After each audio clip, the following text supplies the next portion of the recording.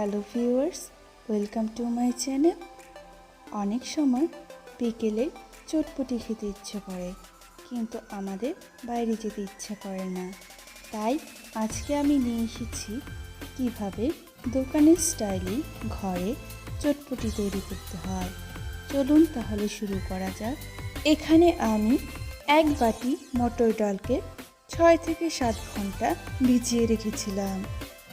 এবার ডালগুলো সেদ্ধ করার জন্য আমি একটি প্যানে পরিমাণ মতো পানি দিয়ে দিচ্ছি। আপনারা চাইলে সারা রাতও ভিজিয়ে রাখতে পারেন, তাহলে তাড়াতাড়ি সেদ্ধ হবে। এবার আমি সবগুলো মটর ডাল এখানে দিয়ে দেব। আর মশলা হিসেবে দিয়ে দিচ্ছি অল্প একটু শুকনো মরিচের গুঁড়ো, ধনিয়া গুঁড়ো, হলুদ গুঁড়ো, পরিমাণ মতো লবণ এবং দিয়ে দিচ্ছি অল্প একটু আদা রসুনের পেস্ট। এবার আমি এটাকে ভালোভাবে সেদ্ধ করে নেব। এবার আমি নাড়ুনি দিয়ে নেড়ে দিচ্ছি যাতে সব মশলা মিশে যায় এবং ভালোভাবে সেদ্ধ করে নেব।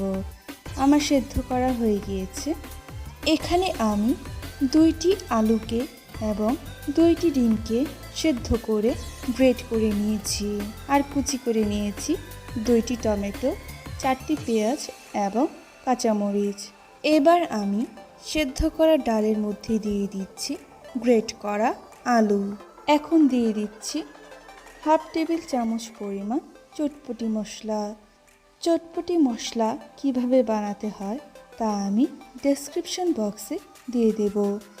এখন দিয়ে দিচ্ছি কুচি করে রাখা টমেটো, কাঁচামরিচ এবং পেঁয়াজ। আমি সবগুলো দিয়ে দেব না, পরে গার্নিশের জন্য আমি কিছু রেখে দেব।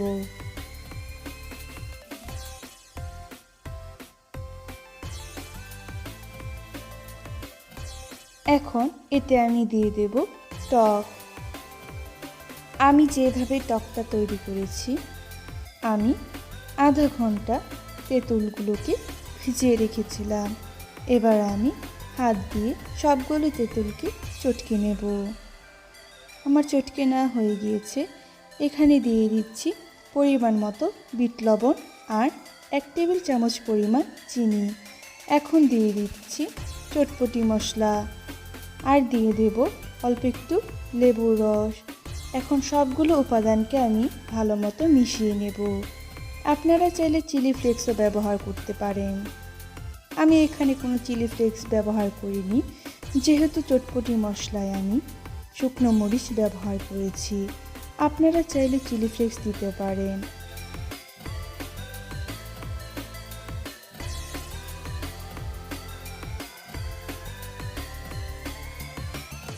গার্নিশ হিসেবে আমি দিয়ে দিচ্ছি কুচি করে রাখা পেঁয়াজ, টমেটো এবং সেদ্ধ করা গ্রেটেড ডিম।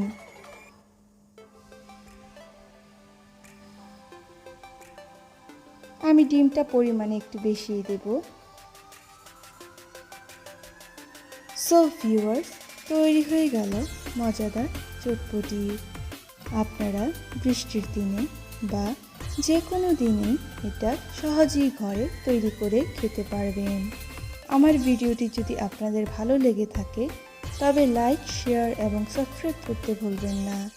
আজ এ পর্যন্তই। দেখা হবে নতুন কোনো ভিডিও নিয়ে।